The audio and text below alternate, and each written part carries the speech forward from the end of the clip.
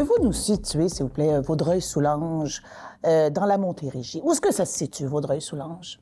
Alors, Vaudreuil-Soulanges est situé à l'ouest de l'île de Montréal. Donc, situé entre l'île de Montréal et la frontière ontarienne. La MRC de Vaudreuil-Soulanges est donc, si on la rapporte là, à la Montérégie, on est vraiment tout à fait à l'ouest. La MRC de Vaudreuil-Soulanges est composée de 23 municipalités. C'est un territoire de 850 km², bordé par le fleuve Saint-Laurent que vous voyez ici et par la rivière des Outaouais, le lac Saint-Louis, le lac des Deux-Montagnes. Comment le fait que nous sommes entourés d'eau a contribué au développement de notre région? Alors, il faut revenir au tout début de l'histoire et de la colonisation, si on veut bien faire les choses. Donc, il faut comprendre que les gens arrivaient par le fleuve et allaient explorer vers le nord par la rivière des Outaouais, et également ici, donc, par le fleuve Saint-Laurent, le lac Saint-François. Au cours des années 1800, il y a le canal Soulanges qui a été creusé et qui est devenu, c'était la voie économique pour développer le Haut-Canada. Donc, on passait par chez nous, le Bas-Canada, par le canal Soulanges pour aller amener les matières vers le reste du pays. Donc, on a toujours été une voie de passage, qu'elle soit navigable ou routière, autoroutière ou par les trains.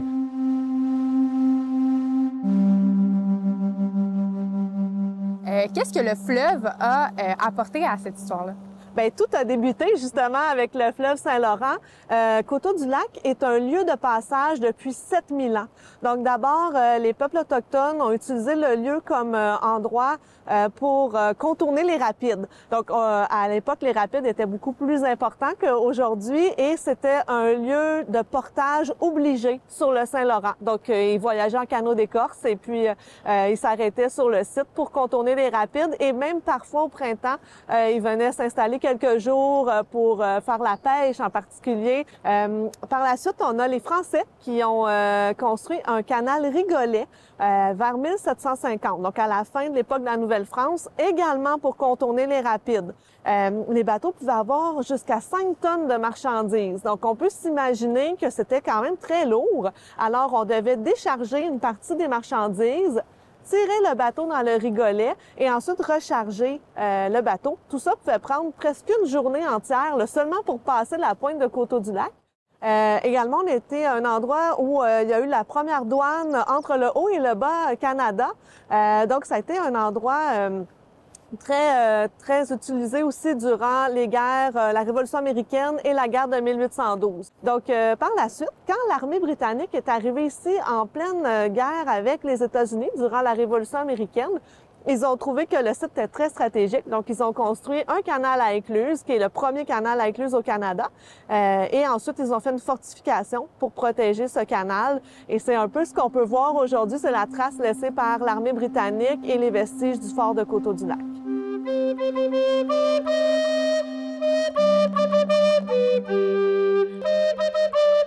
Donc, juste ici, si je ne me trompe pas, il y a l'île aux prisonniers.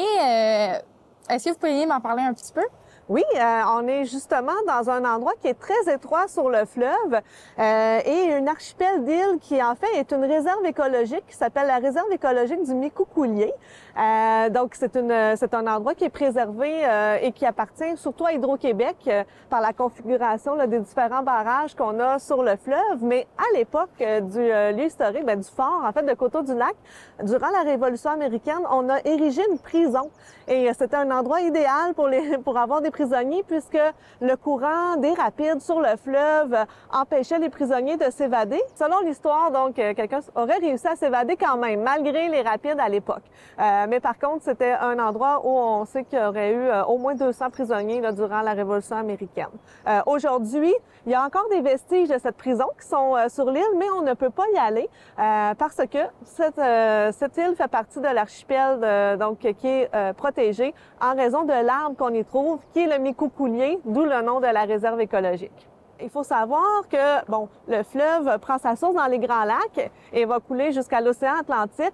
Dans la région ici, c'est assez particulier. On a une dénivellation très, très, très importante. Donc, comme vous l'avez mentionné, entre le lac Saint-François et le lac Saint-Louis, il y a 25 mètres de dénivellation. Un des endroits qui était le plus périlleux à franchir au moment où on voyageait par bateau était ici devant la pointe de Coteau-du-Lac. Donc, la dénivellation était très importante. Ce que vous voyez aujourd'hui est très différent, en fait, de ce qu'on voyait à l'époque. Le niveau de l'eau a énormément baissé suite aux barrages qui ont été construits, surtout le long là, du pont Mont-Saint-Laurent-Langlois entre Coteau-du-Lac et Salaberry de Valleyfield. Mais à l'époque, les rapides étaient très, très dangereux. Le canal de Coteau-du-Lac a été le premier ouvrage du genre, avec également d'autres petits canaux militaires qui ont été construits à Pointe-des-Cascades. Donc ça a formé le premier réseau de canaux canadiens. Et par la suite, bien, les bateaux sont devenus de plus en plus gros, plus de transport de marchandises, et tout ça a amené au développement de différents canaux. Et toujours dans la région de Vaudreuil-Soulanges, bien, il y a le canal de Soulanges qui plus tard va être construit pour éviter complètement la dénivellation et relier le lac Saint-François au lac Saint-Louis.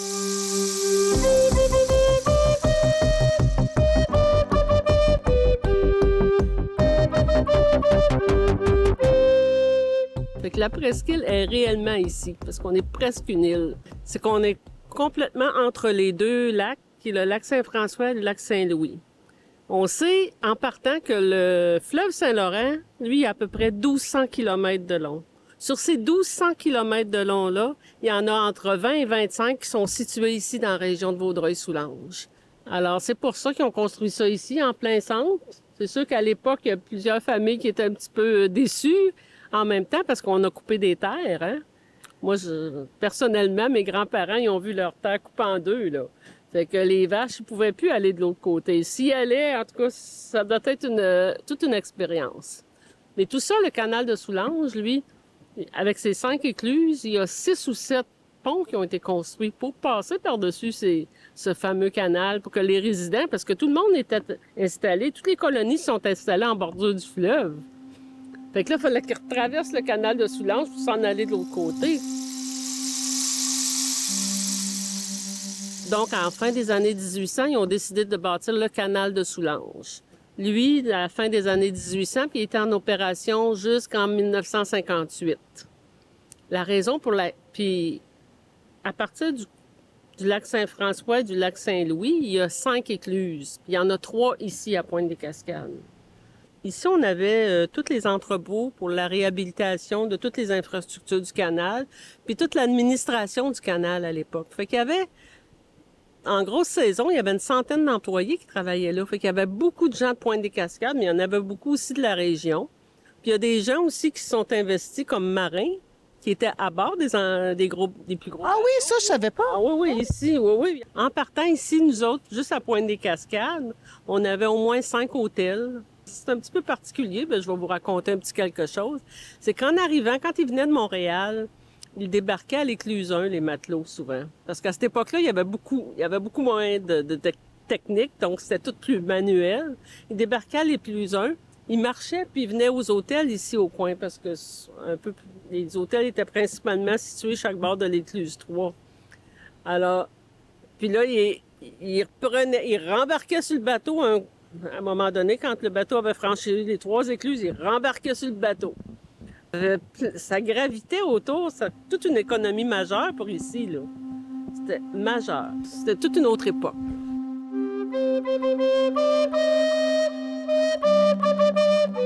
Si on revient à la colonisation, ben c'est par chez nous à l'époque où tout transitait et tout transite encore. Donc, on porte cette histoire-là.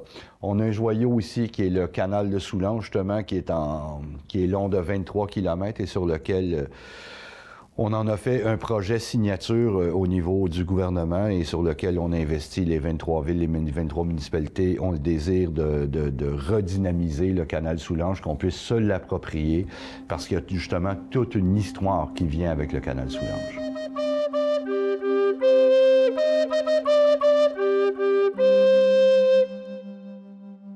On est le centre d'histoire vivante Greenwood. Auparavant, c'était la famille Sabourin qui était là, qui faisait les courants d'eau ici sur la rivière de l'Outaouais. Monsieur Sabourin était coureur de bois et il avait une belle relation avec toutes les communautés autochtones de la région. Ainsi, il a rencontré Mme Sarah Hansen et ensemble, ils ont construit cette maison en 1732. Donc, ça fait presque 300 ans qu'elle est là. Elle s'est vendue en 1720 et c'est là vraiment où le commerce s'est établi parce que Monsieur PFC Delisdernier, quel nom de famille, a établi le premier magasin général de la région. À l'époque, cette région s'appelait Cavagnal. C'était un commerce ou un endroit sous la couronne française. Alors, Cavagnal, c'était le premier magasin général. Et là, justement, on est devant la porte principale qui fait face à l'eau. Parce que les gens utilisaient l'eau comme leur autoroute, si on veut, par rapport à la route qu'on voit devant nous. Avec ce magasin général, qui était le seul de la région, mais M. Delisdernier avait un beau commerce, il avait une femme, et ensemble, ils n'ont eu qu'une fille. Et cette fille-là a rencontré un M. Robert Ward Shepherd, qui était lui aussi important au niveau de le commerce et le développement de la région. M. Shepherd avait des bateaux à vapeur qui faisaient le long de la rivière Outaouais. Ils allaient de Montréal à Ottawa. Il était vraiment le seul à avoir ces bateaux-là. Et au summum de sa carrière, il y avait une vingtaine de ces bateaux qui allaient emporter les biens.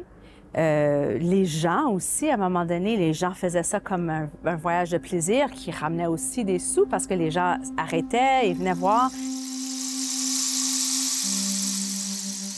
Une dizaine d'années après que le magasin s'établit, ils avaient le premier bureau de poste encore de Cavagnal. Et ici, justement, alors, M. Shepherd emportait le courrier qui était à disperser dans la région et il a rencontré Marie-Cécilia, la seule fille de la famille Delisdernier. Ils se sont mariés et ensemble, ils ont eu 10 enfants. Et ces enfants-là ont continué l'histoire de ces bateaux. Ils ont travaillé sur les bateaux qui faisaient le champ maritime.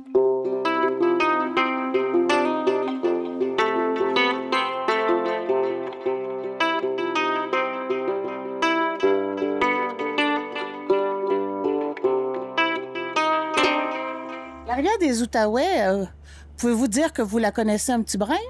Dans la région, oui. On la connaît pas mal parce qu'on a été élevés ici.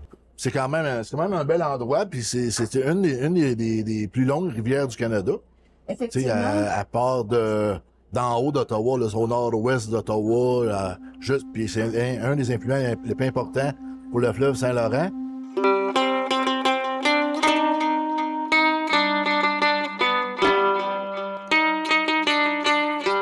Histoire de famille, ça? Oui. Ah oui, parce que c'est quoi de père en fils? Ça a commencé avec le grand-père en 74. Mon père il a acheté en 95 et puis moi j'ai acheté en 2020. Des traversiers, il y en a même déjà eu 2. Là. Ça fait au-delà de 100 ans qu'il y a des traversiers ici. Là.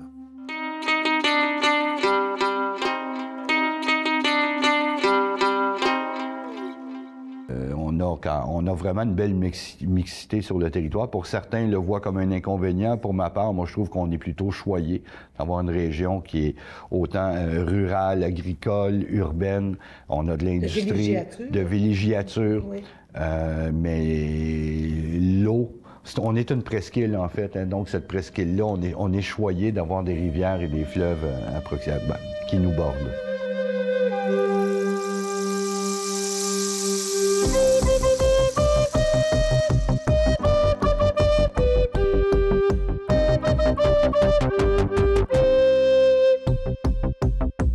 On a pris un petit 10 minutes avant l'entrevue. On est allé s'asseoir avec elle pour parler un peu de ce qui allait être abordé pendant l'entrevue. Puis finalement, ça a super bien été. On a rencontré une tortue serpentine. Et moi, en étant un adolescent maximaliste, a décidé de coucher par terre puis de la filmer droit devant. Il annonçait beaucoup de pluie, fait que là, on amène un auvent, on amène tout ça, on prépare les parapluies, etc. pour que, ultimement, on a eu un petit rayon de soleil pendant l'entrevue. Que dis-je? C'est un cap, c'est une presqu'île, c'est une péninsule. Non, c'est une presqu'île. Non, je dirais plutôt que c'est Vaudreuil-Soulanges.